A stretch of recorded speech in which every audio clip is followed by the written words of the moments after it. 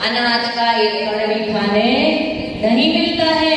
तो वो जो नार के जीव हैं किससे पेट भरते हैं? मिट्टी से। किससे भरते हैं? वही दुर्गंधयुक्त मिट्टी। ये कण यहाँ आ जाए जितने जीव मरण को प्राप्त हो जाते हैं उसकी दुर्गंध से, वही मिट्टी खा करके अपने पेट को भरते हैं।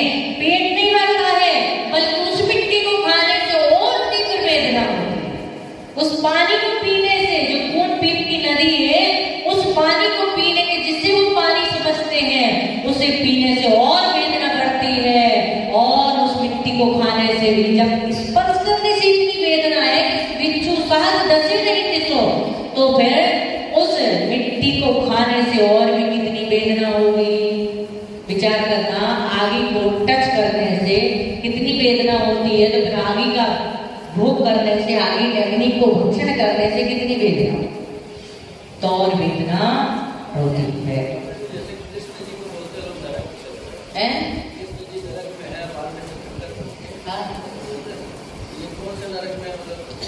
तीर्थंकर तीसरे नरक तक जा सकते हैं।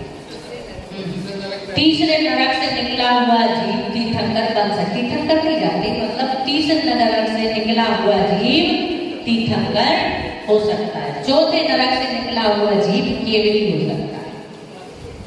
क्या बात समझ में आ गई? पहले नरक, दूसरा नरक और तीसरे नरक तक का निकला हुआ जीव तीर्थंकर बनने की समर्थ। हाँ, बस इतना होता है कि 6 महीना पहले एक पिटारा बन जाता है, पेटी बन जाती है, तो ना तो ये किसी को बाधा पहुंचा सकते हैं और ना कोई इन्हें बाधा पहुंचाता है। जब 6 महीना शेष रहते हैं, जैसे 6 महीना पूर्व माता के आंगन में रत्नों की वर्षा होने लगती है, 6 महीना पूर्व नगरी की रचना हो जाती है, सारी व्यवस्थाएं जो होती है 6 महीना पहले से होती। तो ऐसे ही नरक में जो तीर्थंकर का जीव होता है, उस सिद्ध तीर्थंकर का जो जीव होता है, उसकी 6 महीना पहले उसकी सुरक्षा और व्यवस्था अपने आप सहज हो जाती है। छाया सम्यक दृष्टि जो जीव है वो पहले नरक में जाएगा। अभी उन्होंने छाया सम्यक दर्शन प्राप्त नहीं किया है ना। वहां पे जो है सम्यक तो प्राप्त कर सकते हैं, लेकिन छाया सम्यक दर्शन जो प्राप्त होगा वो किसी केवली, शुद्ध केवली के बाद में है ना। तो जिन्होंने तीसरे नरक को प्राप्त किया है उन्होंने सम्यक प्राप्त नहीं किया। सम्यक बाद में प्राप्त करें, वहां जाने के बाद, क्योंकि जिसने सम्यक दर्शन प्राप्त कर लिया है उसने पहले नरक गति का बंद किया, बाद में सम्यक उसने प्राप्त किया है, बाद में सम्यक प्राप्त किया तो वो पहले नरक तक जाएगा। लेकिन जिसने सम्यक प्राप्त नहीं किया वो नरक में जाकर के सम्यक प्राप्त करेगा। वो जो जीव है वो तीसरे नरक तक जाएगा, वो फिर तीर्थंकर है। प्रकृति का बंध पहले हो जाता है, सम्यक होने के पहले सम्यक प्राप्त नहीं होता, तीर्थंकर प्रकृति का बंध हो जाता है।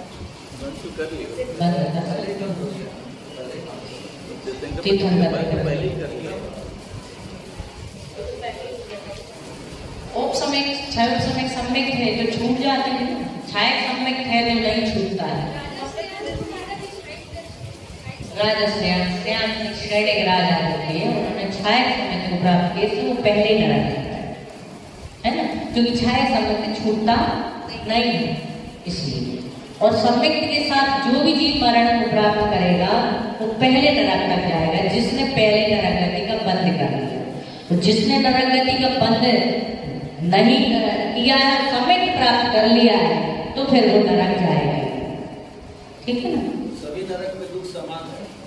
हाँ, सबको दुख समान। जिस नरक में बस इतना है कि स्थिति जो है ज्यादा है, पहले नरक की कम है, दूसरे की ज्यादा है, तो उसको उतने समय तक दुखों को भोगना पड़ता है ना। तो यहाँ पे बात समझ में आ गई कि तीनों लोगों का अनाज खिला दिया जाए फिर भी भूख मिटती नहीं है और एक कण भी खाने को मिलता नहीं है। ये तो थोड़े से समय के लिए नहीं सहन किए, कम से कम नरकों की स्थिति, पहले नरक की कम से कम स्थिति कितनी है? 10,000। कितनी है? 10,000। फिर 1 सागर, फिर 3 सागर, फिर 7 सागर, फिर 10 सागर, फिर 17 सागर, फिर 22 सागर। है। और उत्कृष्ट स्थिति है पहले नरक की कितनी है? 1 सागर। दूसरे नरक की 3 सागर। तीसरे नरक की, चौथे नरक की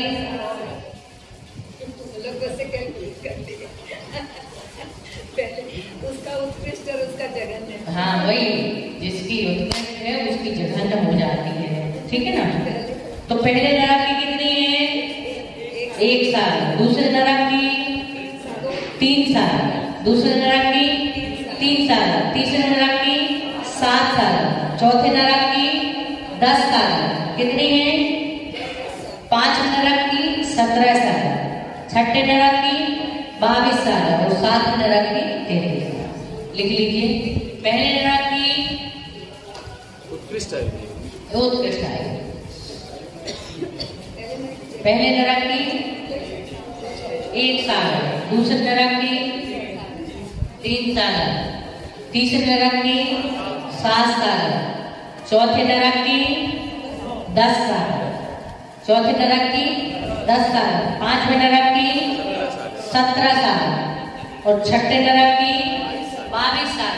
सातवें नरक की 33 साल। अब जो जघन्य स्थिति है पहले नरक की कितनी है? 10,000। कितनी है पहले नरक की? 10,000। तो दूसरे नरक, पहले नरक की जो उत्कृष्ट स्थिति थी वो दूसरे नरक की क्या बन जाएगी? जघन्य स्थिति, ठीक है ना। तो दूसरे नरक की जघन्य स्थिति समझ लीजिए। पहले नरक की जघन्य स्थिति कितनी है? 10,000। जघन्य स्थिति कितनी है? 10,000। अब दूसरे नरक की जघन्य स्थिति है 1 साल। कितनी है? नहीं समझ में आ रहा? लिख लीजिए ना, डायरेक्ट तो समझ में आ रहा है। उत्कृष्ट स्थिति लिख गई सबकी? उत्कृष्ट स्थिति लिख गई? बस बोलिए कैसे लिखी आपने? पहले नरक की, जोर से बोलिए। दूसरे नरक की, तीसरे नरक की, चौथे नरक की, पांचवें नरक की, छठे नरक की, सातवें नरक की, 33 साल, है ना। अब अपन पहुंचते हैं जघन्य स्थिति, नरकों की जघन्य स्थिति। तो पहले नरक की जघन्य स्थिति 10,000। कितनी है? दूसरे नरक की 1 सागर। तीसरे नरक की 3 सागर। चौथे नरक की 7 सागर। पांचवें नरक की 10 सागर। छठे नरक की 17 सागर और सातवें नरक की 22 साल। बोलिए क्या मतलब क्या? पहले नरक की जघन्य स्थिति 10,000 वर्ष। कितनी है? 10,000 वर्ष। अब दूसरे नरक की जघन्य स्थिति 1 साल। तीसरे नरक की 3 साल। चौथे नरक की 7 साल। चौथे नरक की 7 साल। पांचवें नरक की 10 साल। छठे नरक की 17 साल। सातवें नरक की 22। ठीक ठीक है। ज्यादा से ज्यादा स्थिति होगी तो 1 साल पहले नरक, और सातवें नरक की होगी तो 33 साल, और कम से कम होगी तो 10,000 वर्ष होगी पहले नरक। ज्यादा से ज्यादा होगी सातवें नरक की तो 22 साल। इससे कम नहीं होगी और इससे ज्यादा नहीं होगी। उत्कृष्ट का मतलब इससे ज्यादा नहीं होना और जघन्य से मतलब इससे कम नहीं होना, ठीक है ना। और बीच की तो जितनी चाय हो सकती है, इसके ऊपर जितनी चाय हो सकती है, इससे ज्यादा नहीं होगी और इससे कम नहीं होगी, वो मध्यम स्थिति कहलाएगी। जैसे राजा श्रेणी की स्थिति 84,000 वर्ष की, कितनी है उसकी? वो कौन सी स्थिति है? मध्यम। उत्कृष्ट स्थिति कितनी है? 1 साल। एक सागर है ना, हमारे चक्कर मेरी जेब लड़ता है। 1 साल कितनी है? जघन्य कितनी है? 10,000। तो मध्यम उनकी आयु कितनी हो गई? 84,000। तो वो कहलाएगी मध्यम स्थिति, ठीक है ना। अब जिसकी भी 10,000 से कोई 11,000 भी बन सकती, 12 भी हो, 15 भी हो, 20 भी हो, 30 1 सागर से कम जितनी होगी वो मध्यम होगी ठीक है ना? समझ में आ रहा है? और जो नारकी है जब जन्म लेता है तो कितना ऊंचे तक उछलता है, लिख लीजिए आप लोग, ध्यान से लिखिएगा। जन्म लेता है तो कितना ऊंचे उछलता है।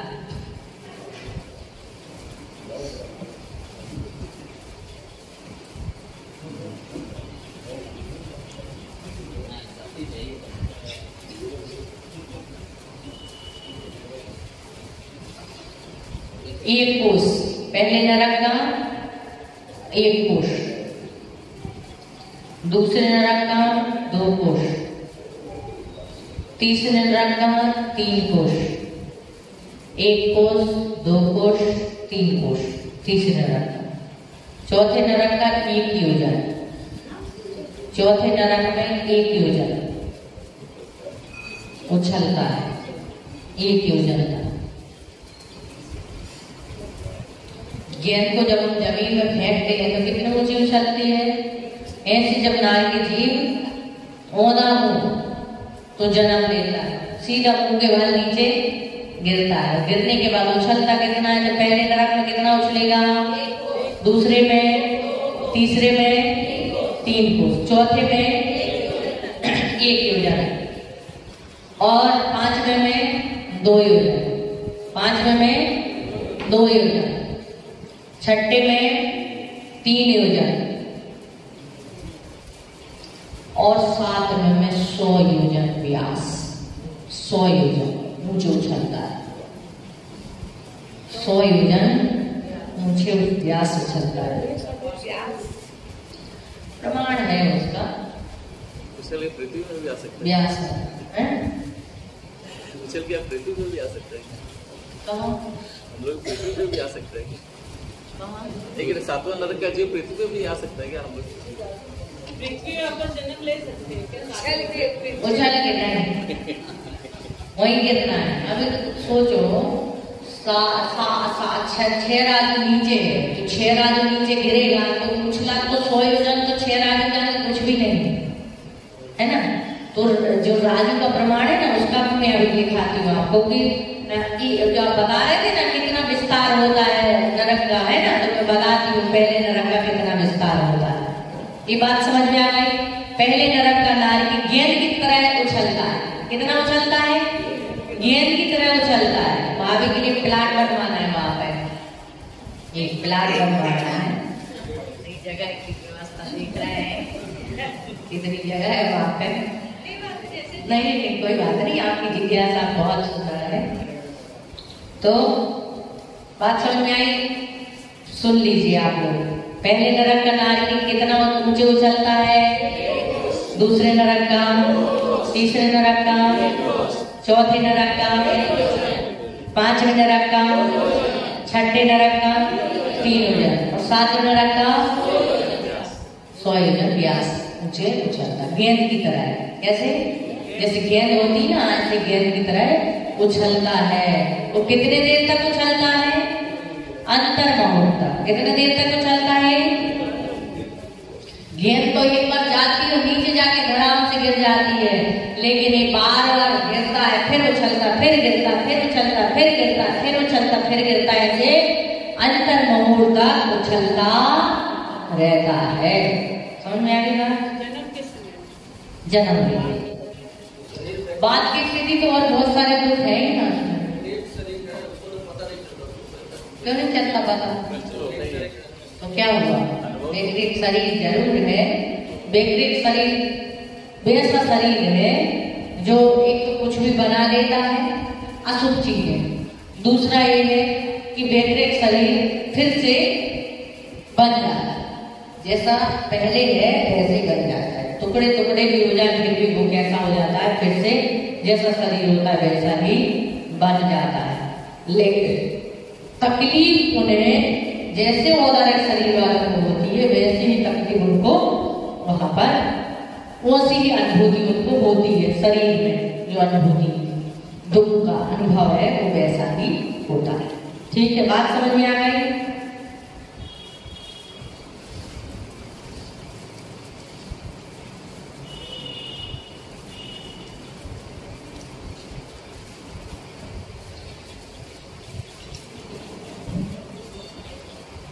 ये जो है, ये जो मैंने लिखा है ना आपको, ये जो है ये इतने ऊंचे से गिरता है, पहले नरक में इतने ऊंचे से गिरता है, ठीक है ना।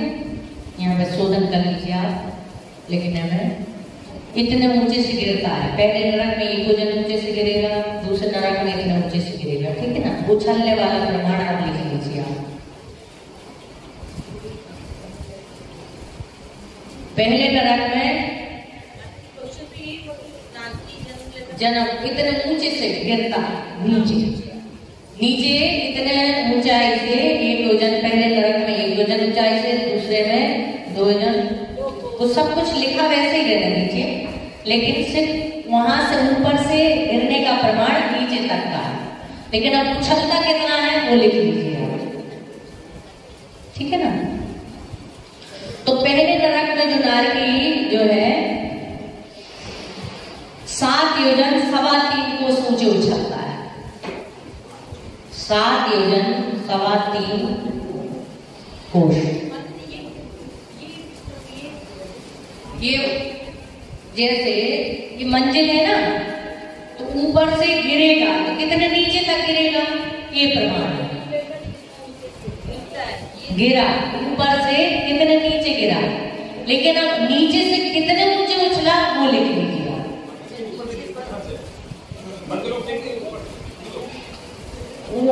जो स्थान बताया ना, जैसे कि 1 योजन ऊंचे नरक का स्थान जो है ना, पहले नरक की ऊंचाई कितनी है, पहले नरक की ऊंचाई कितनी है, ठीक है। तो ऊंचाई हम आपको बताएंगे अभी थोड़ी देर में कि पहले नरक की ऊंचाई मान लो 18,000 योजन। कितनी है? 18,000 योजन। उदाहरण दे रहे हैं कि पहले नरक की ऊंचाई जो है कितनी है, 18 योजन तक। अब वो उसका जन्म कितने ऊंचाई पे होगा, तो बताया 1 योजन। कितने में होगा? 1 योजन में होगा। तो 1 योजन ऊंचाई से वो नीचे 1 योजन ऊंचाई पे होगा, तो गिरेगा कहाँ? नीचे तक गिरेगा। तो कहाँ तक गिरेगा? 1 योजन नीचे तक गिरेगा, ठीक है ना। तो ये क्या हो गया, ऊपर से गिरने का है। अब गिरने के बाद पहले गिर नीचे जाएगी, फिर ऊपर उछलेगी। अब उछलता कितना है? पहले नरक में कितना है? 7 योजन 3.25 कोस, ठीक है ना।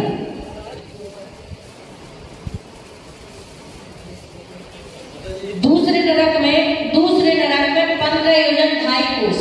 एक बार ये लिखा है, दूसरे नरक में 15 योजन 2.5 कोस हो गया, डबल हो गया इसका। जो था ना 7 था ना, 7 का कितना हो गया? इधर हो ना 7 योजन 3.25 कोस, है ना। तो जो योजन होगा तो उसका प्रमाण होने से ये दूसरा है 15 योजन 2.5 कोस हो गया। अब तीसरे नरक में 21 योजन 1 कोस हो गया। तीसरे नरक में 21 योजन 1 कोस हो गया। चौथे नरक में 12.5 योजन। चौथे नरक में 12.5 योजन। 5वें नरक में 125 योजन। 5वें नरक में 125 योजन और 6ठे नरक में 250 योजन। 7वें नरक में 500 योजन ऊपर हो जाता है।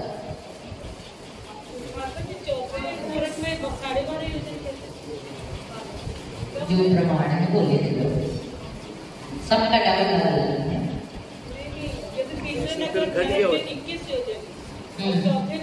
नरक में 12.5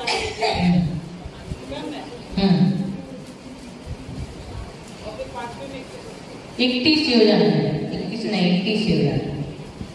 तीसरे नरक में 31 योजन है, 31 है ना। तीसरे का बता रहे? तीसरे पहले नरक में 7 योजन 3.25 कोस, दूसरे नरक में 15 योजन 2.5 कोस, तीसरे नरक में 31 योजन 1 कोस और चौथे नरक में 62.5 योजन। 162 है ना, हाँ 62.5 योजन, और 5वें नरक में 125 योजन, है ना। अब सही हो गया ना, डबल डबल, तो उसका गुना दुना होता जाएगा, तो लास्ट में हो गया 500, ठीक है ना। बोलिए आप सभी लोग, पहले नरक में नारी नीचे से ऊपर तक कितने ऊंचे उछलता है? 3 कोस। दूसरे नरक में 2.5 कोस, तीसरे नरक में 1 कोस, तीसरे नरक में, अच्छा चौथे नरक में 62.5 योजन, 5वें नरक में, और 6ठे नरक में 250 योजन, 7वें नरक में 5, ठीक है ना। तो ये हो गया उछलने का प्रमाण। और पहले जो लिखाया था वो हो गया उत्पाद सैया से नीचे गिरने का प्रमाण, ठीक है ना। अब यहाँ पर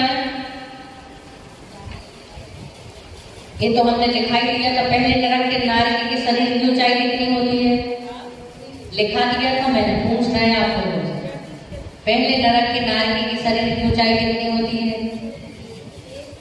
7 धनुष, 3 हाथ, 6 अंगुल। आप लोग याद नहीं की, याद कर लेना है ना। आप दूसरे के में से लिख लेना जो नहीं आया था कल।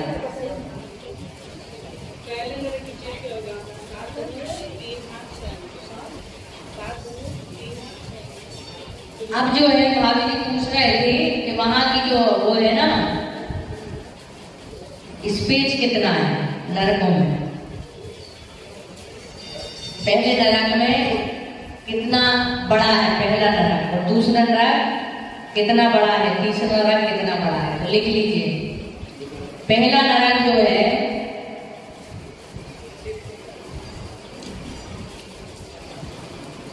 1,80,000 योजन विस्तार वाला। 1 लाख, आपका प्रश्न था ना, क्या पूछ रहे हैं? 1,80,000 योजन का है पहला नरक, है ना। इस पृथ्वी से, इस मध्यलोक से नीचे 1,80,000 योजन विस्तार का है पहला नरक। दूसरा नरक है 32,000 योजन का, दूसरा नरक है 32,000 योजन का। तीसरा नरक है 28,000 योजन का। चौड़ी मतलब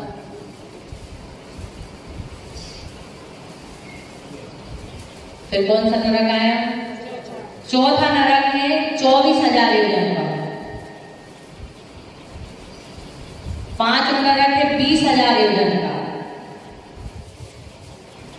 छठा नरक है 16,000 योजन का, और सातवां नरक है 8,000 योजन का। क्योंकि कम नरक जाने वाले जीवों की संख्या छठवें और सातवें नरक में कम होगी।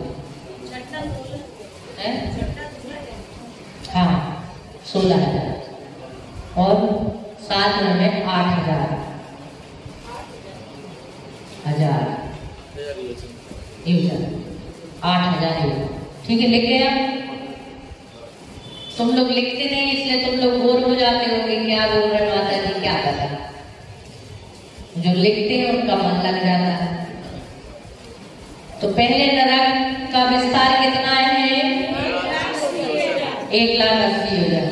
दूसरे नरक का, तीसरे नरक का, चौथे नरक का, पांचवें नरक का, छठे नरक का, और सातवें नरक का 8,000 योजन विस्तार। अब पूछिए आप भाई साहब, पैमान ने पीछे पूछ लिया तो वही से घर बना गए। क्या पूछ रहे थे हम?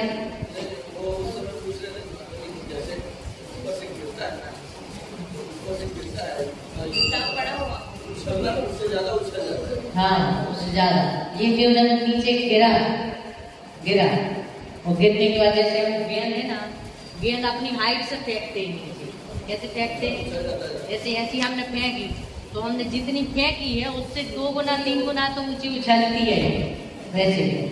कम से कम 3 फीट फेंकेंगे तो कम से कम 10 फीट ऊंची गेंद उछलती है ना।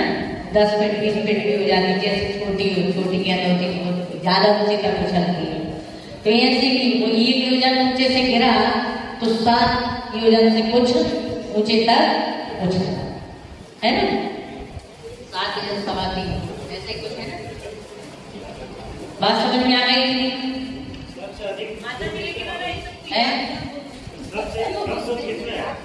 सबसे कौन से नरक है? कोई नरक नहीं, सभी नरकों में दुख उतना ही है, बस आयु कम है। पहले नरक की आयु कम है, 1 साल है। दूसरे नरक की आप लोग बातें बहुत करते हैं, कोई भी प्रश्न का समाधान हो रहा है तो दूसरों को भी सुनने दीजिए। तो समझ में आया? दुख उतना ही है, सब में उतना ही दुख है, बस इतना है वो लिख लीजिए आप लोग कि पहले मतलब जो नरकों में ठंडी होती ना, तो सभी नरकों में ठंडी नहीं होती, सभी नरकों में गर्मी नहीं होती। लिख लीजिए आप। पहले नरक से 5वें नरक तक तो क्या होती है? ठंडक होती है, गर्मी होती है। फिर ऊपर कैसा होता है? ऊपर क्या होती है? गर्मी। नीचे वाले नरक में क्या होती है? ठंडा होता है ना। जितना ऊंचा मंदिर पे जाओगे उतनी गर्मी, जितना नीचे जाओगे उतना ठंडा होता है, ठीक है ना। तो पहले नरक से लेकर के 5वें नरक के ऊपर के हिस्से में, 5वें नरक में 2 हिस्से हैं, एक हिस्सा और दूसरा हिस्सा, समझ आएगा? तो पहले नरक से लेकर के 5वें नरक के पहले हिस्से तक ठंडी गर्मी होती है। क्या होती है? गर्मी, ठंडी नहीं, गर्मी होती है ना। और 5वें नरक का जो नीचे वाला हिस्सा है, इस हिस्से से लेकर के 7वें नरक तक क्या होती है? ठंडा होती है, ठीक है ना। उसकी संख्या भी लिख लीजिए आप। 84 कितने बेले हैं? 84 लाख बेले है ना। टोटल कितने बेले हैं नरकों में? 7 नरकों में 84 लाख। लिखवा चुकी हूँ पहले, 84 लाख बेले। तो 84 लाख बेलों में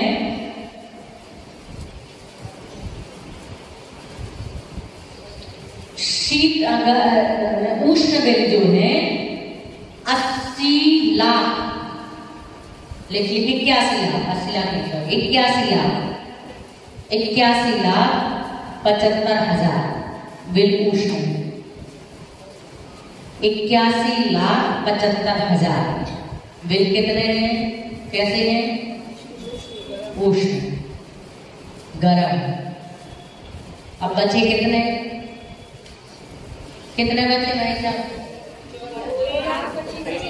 कितने बिल है टोटल? 84 लाख में से 81,000 75,000 घटा दे तो कितने बचेंगे?